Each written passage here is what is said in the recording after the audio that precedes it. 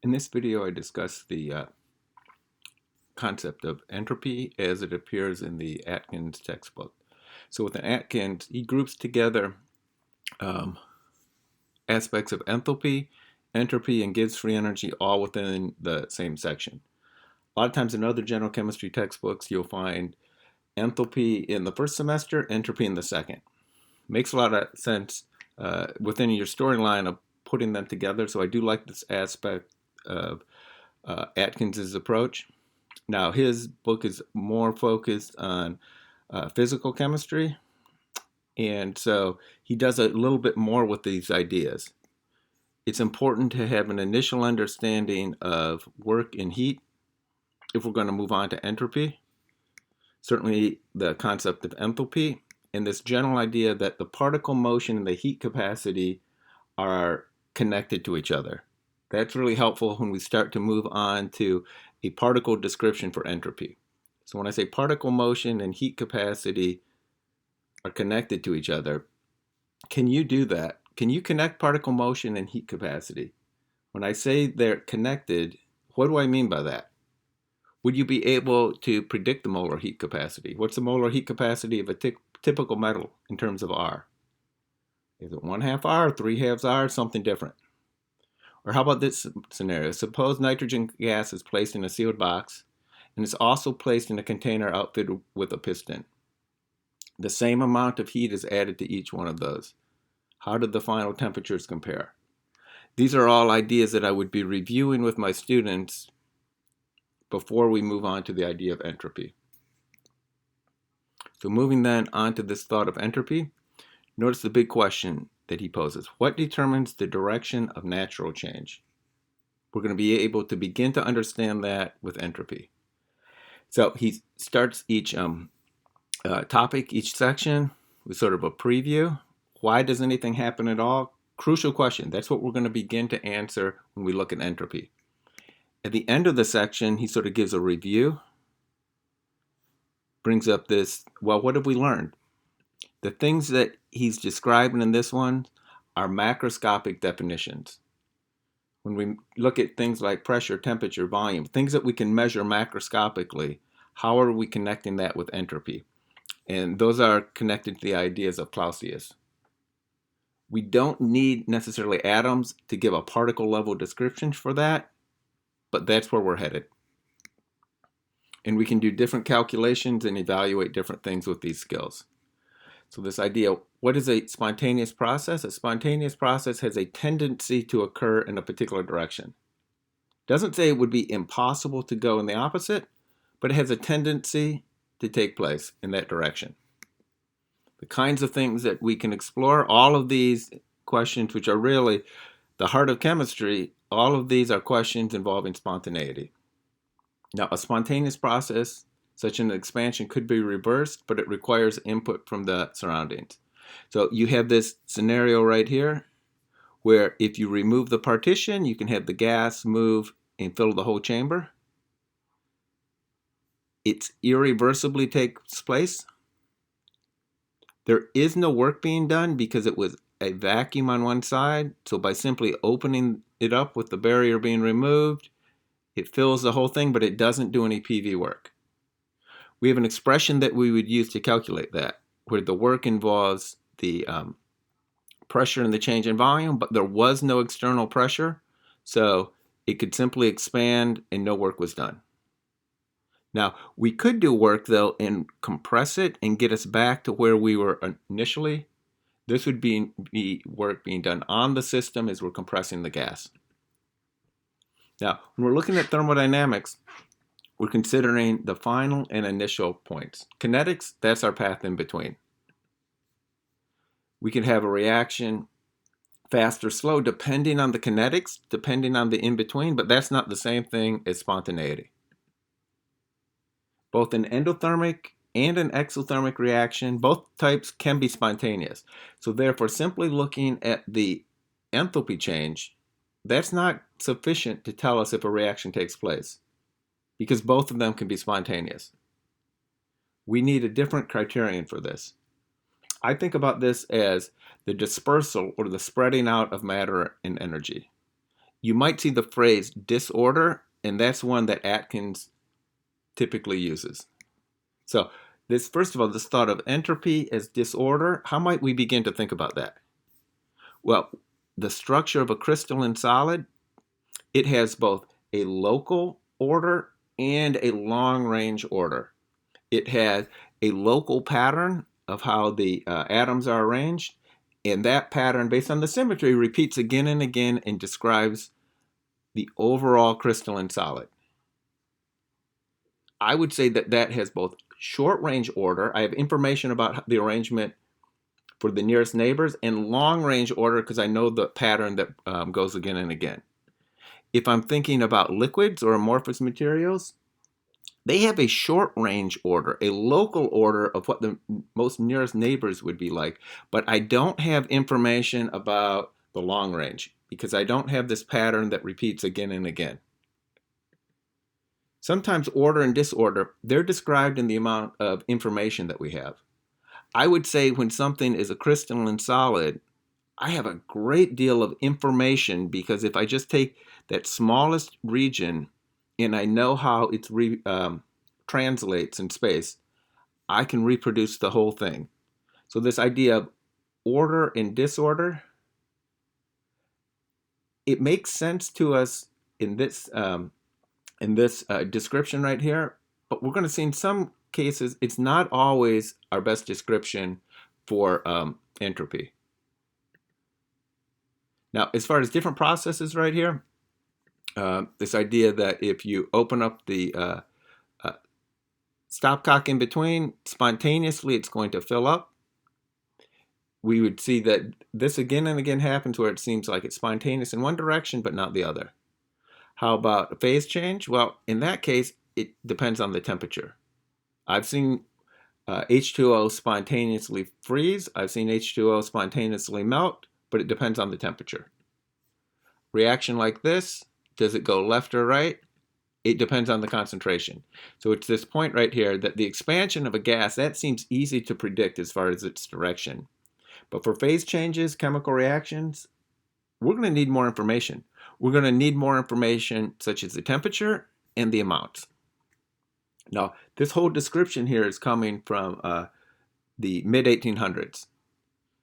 This whole description of entropy, the leading technology of that time, it was steam engines in the Industrial Revolution. So scientists like Clausius were studying the efficiency of these different leading technologies of the era, trying to convert heat into work. So this is the description Clausius has.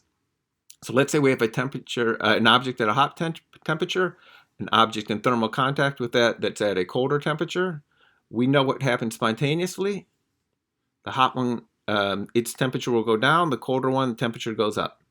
So he is describing this phenomena here that we see again and again, this directionality in terms of the entropy. So the change in the entropy involves the heat that's being transferred and the temperature at which it's taking place. The heat that's being transferred is considered to be transferred reversibly. We'll talk more about that. So let's say you had 400 joules being transferred. We can look then at the direction. If it's leaving the hot object, it has a negative sign. If it's entering the cold object, it has a positive sign. It's taking place at different temperatures. So the object that's cooling, its entropy goes down. The one that's being warmed up, its entropy goes up. They're by different amounts because the temperature at which the transfer took place were at different values. So this is a way of seeing that the total entropy is going up. It goes up and it has this directionality to it. Our second law, the entropy of an isolated system increases in the course of any spontaneous change. So let's look a little bit more closely at this idea of reversibility. This is something that we've looked at a little bit within the Atkins textbook when we were looking at work. We had a description for work when it took place irreversibly, and an equation for that, and one where it took place reversibly. Different equations, how do we conceptualize that? First of all, let's consider this irreversible one. Let's say I have this piston that's weighted down by different weights on top of it. And so it's compressed the gas. If I remove all of those, what's going to happen? Spontaneously, the piston is going to move upward, irreversibly goes up, and we get a certain amount of work done as the gas pressed against the atmosphere. This would be a irreversible expansion. This would be our expression that we use for that. Let's think about it conceptually. What does reversible mean? Let's say we had the same initial setup, but instead of having a certain number of weights on it, we've got this pile of sand weighing it down. Now I'm going to remove 1 grain of sand.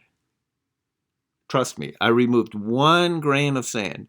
Did the piston change? Only by the very smallest of amounts.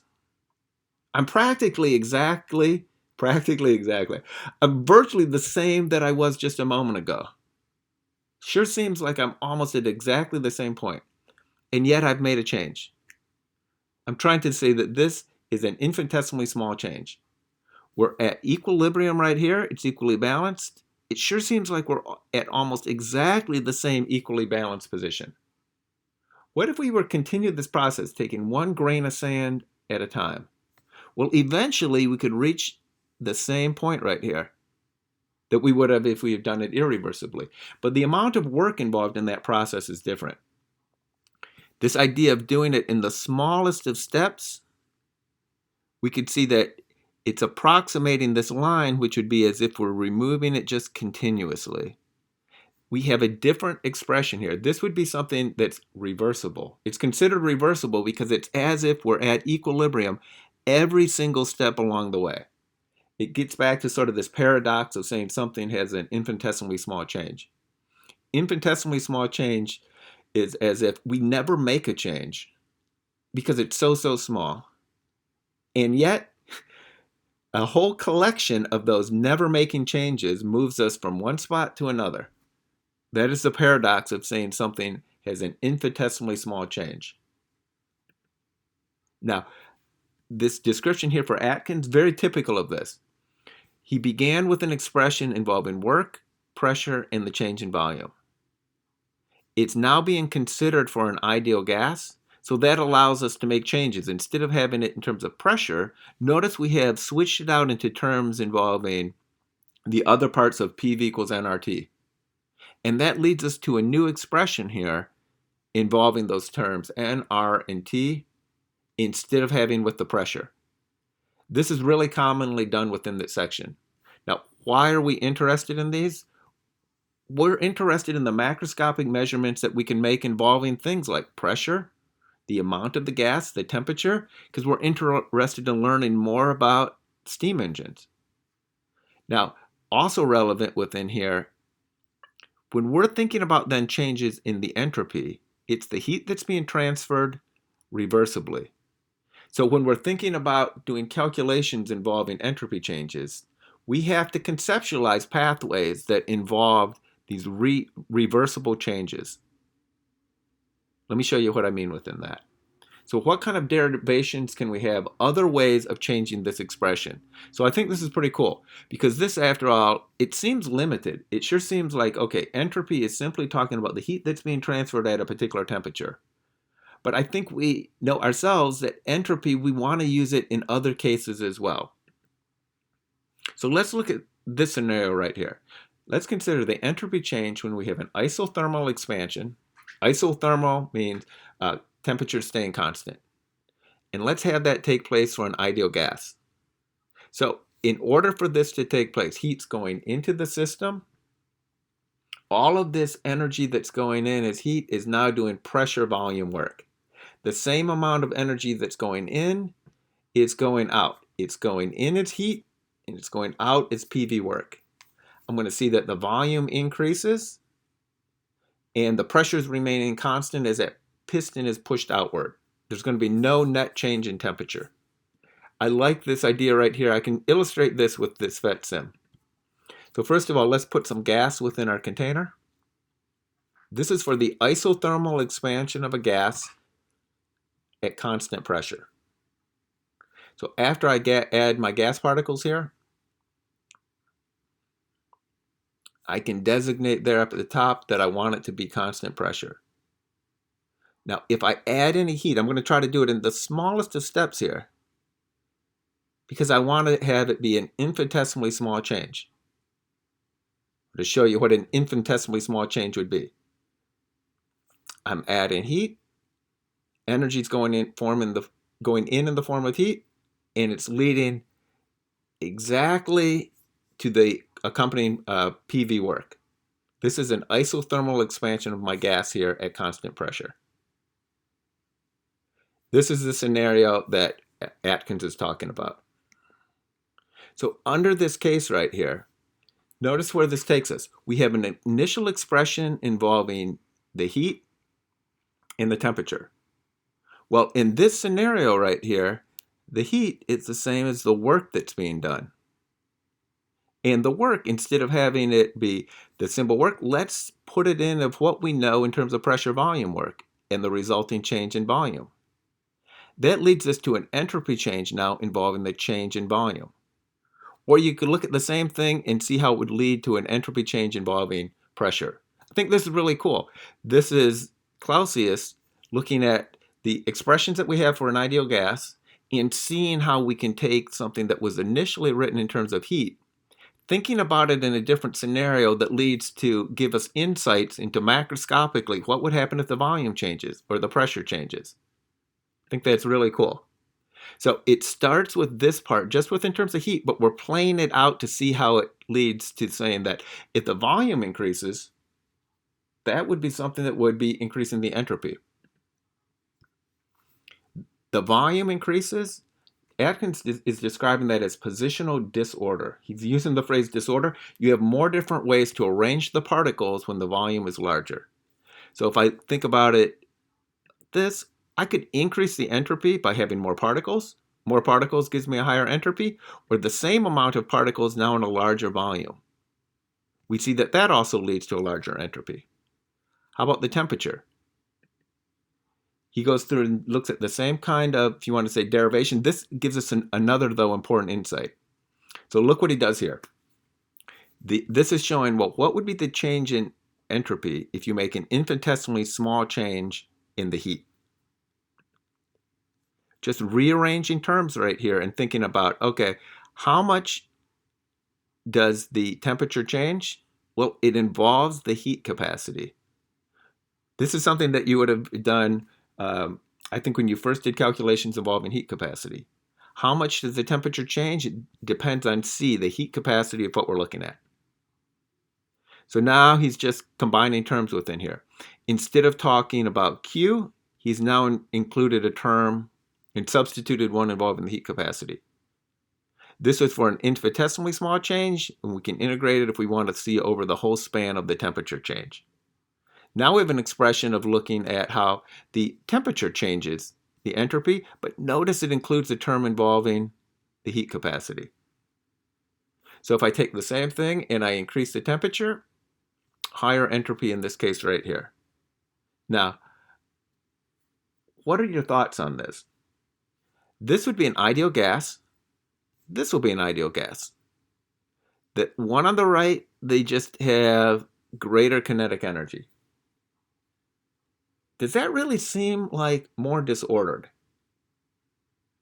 In some ways, that's conceptually difficult to understand, right? On the left here, I would say that this ideal gas, it's completely disordered. How does it become even more disordered if the kinetic energy goes up? This is one of the points where I don't think viewing disorder really helps me. Because, I mean, an ideal gas, isn't that completely disordered? How does it become more completely disordered? What are your thoughts? So this is back to Atkins. He's showing how you can calculate the an entropy change between different temperatures by including a term that includes the heat capacity. Now, when I see heat capacity, I'm beginning to think about particle motion. I'm thinking about what contributes to the heat capacity, different types of motions, translations, rotations, etc. So I'm thinking about how is that now related to the entropy? So here's a heating curve. We've seen these before. We can now think about the heating curve in terms of how the entropy is changing. Notice for all of these, if we're heating up our solid, if we're adding energy in the form of heat and we're increasing the temperature of the solid, of the liquid, of the gas, all of those depend on the change in temperature and the heat capacity of the substance. What happens if we add heat and the temperature is not changing? No problem. We have those. We have a description of the heat that was involved, like the enthalpy for the fusion, enthalpy of vaporization, and the temperature at which it takes place. If you take that same heating curve and sort of flip it on its side right here, we can think about it in terms of the entropy. We have, as the temperature goes up, we can see that we are increasing the entropy of the solid. The temperature is plateaued right here, and yet the entropy goes up as we continue to add heat. Temperature's plateaued again here. This is the second phase change. So in a way, we're taking that heating curve and thinking about what does it mean in terms of the entropy. Entropy is always increasing when the heat's being added, even if we add it and the temperature is not changing. And it points out that the temperature, the shape of these curves, these different features right here, are reflections of the variation of the heat capacity with temperature. Now, if I pause for a second, I think we've got some real conceptual insights here. When energy is being added to matter, those particles of matter do things with this energy. They move in different ways. They rotate in different ways. They move to new positions. The matter and the energy are becoming more dispersed, more spread out. They're doing more and more things. Particle motion, this particle position, this is what entropy is describing. So if you're someone who's interested in connecting chemistry to what the particles are doing, notice how powerful this idea of entropy is. Particle motion, where they're located, how they're moving about, that's what entropy is describing. I'd say both the kinetic energy and the potential energy are relevant. But now we're seeing other things are relevant too, like the volumes also being included. That ideal gas. For an ideal gas, I'm interested in its kinetic energy. For the ideal gas, it doesn't have any potential energy because there are no attractions or repulsions present. But notice for that, the volume of it is also something I am now considering when I'm thinking about its entropy value. So entropy, it's really encompassing all of those different features. This idea of increasing entropy, it's a spreading out. It's not a coming together. It's not the particles of matter coming together and moving to a lower potential energy. Just the opposite. It's taking the particles of matter, taking the energy and having them spread out as much as they can. That's what increasing entropy means. Now, here's a really interesting feature. This is looking at the entropy that you have that takes place at the normal boiling point. That's when the opposing pressure is 1 atm here. When you're vaporizing it, you're going from the liquid to the gas. What is the entropy change? So this is a comparison between the entropy of a particular substance when it's a liquid and when it's a gas. We know it always increases as we're going from a liquid to a gas, but how much does it increase? Atkins has this interesting discussion here. So here's a table listing different values. He points out that the data show a striking pattern. Many of the values are very close to this value of 85. The change in entropy when you go from the liquid to the gas is around 85 joules per kmol. This is what's called Troughton's rule. Look at these different substances: acetone, ammonia, argon, benzene, mercury, methane. All of these are quite close to that value of 85. So what insight does this give us? This is saying that in many, many cases, a liquid is a liquid and a gas is a gas when we go from one to the other in terms of the entropy change. We know that gases we could say, okay, they have very similar entropies as far as how the particles are just spread up apart and how they're interacting. We're seeing that there's similar insights in terms of the liquids as well. This idea of what does it mean to have deviations from that? We have some examples, ethanol, methanol, water, where they have higher entropy change values. This is saying that there are intermolecular attractions in the liquid that is causing the liquid to have a particular structure to it, a particular pattern, a particular degree of ordering. When you have the liquid being relatively ordered, having a pattern, a structure to it, then you find that there is a greater entropy change when you're going from that liquid to a gas. Now notice this is not saying that these intermolecular forces are stronger and leading to a higher boiling point. That is not what it's saying. Because look right here, something like mercury. Mercury has a much higher boiling point, certainly than ethanol or water. It has even stronger attractions, but it's back to following Troughton's rule. It's relatively close to that 85 value. There are very strong attractions in that mercury, but there is not a preferred direction or orientation to those. This idea of saying it is more structured, more ordered, it's saying there is a pattern to it. There's a preferred orientation for how they're fitting together. It's not saying that it is stronger. It is saying something more about the arrangement. I think this is really a cool description here. Look at what we have with helium. This very low value, this is telling me that the structure for the helium liquid must be very similar to the structure for the helium gas. The extent of the local ordering, it must be quite low within both the helium as a liquid and as the helium as a gas. So I find this is really interesting, in part because it's pointing out that liquids themselves, they have different extents of how structured, how ordered they are. And that's not the same as talking about the strength of the attractions. Atkins finishes up the section by showing a couple different calculations. So it gives a scenario right here and is talking about, well, what would it mean to heat up a particular gas? So I'm thinking, where does that fall on this heating curve? And what expression would I then use? And works through the math within this one. And in this scenario, it's talking about an expansion that took place at constant volume. Now, notice within this one, he's working it through, he's giving the value for what that would be. Take a second. What's giving rise to that value? If I was asking this question on the test with this particular honors class, I would not give them what the value is. I would just be describing nitrogen gas at constant volume. Is that something that you could predict? Meaning, do you know what the heat capacity would be? It comes back to, well, what is the energy doing to this hydrogen gas?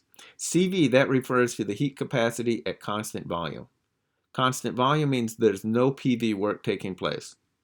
I'm thinking about N2 as being a linear molecule. There's 3 different ways it can translate as it moves along the X, Y, and Z. There's 2 different ways that I can spin that molecule. So within that, I have a total, each of those contributes 1/2 R. That leads me to 5/2 R for what are the contributions to the heat capacity. And vibrations are not active, they're not present at this low of a temperature. So even though those could take place, they're not taking place when I'm looking at a nitrogen gas over this temperature range. The reason I'm coming back to this point, it's all about the particle motion. It's all about heat capacity and entropy. I was asking the questions, what is the energy doing to the matter? Here's another example. This one includes 2 different parts. It gives a scenario where we're interested in taking a gas. It's initially within the container.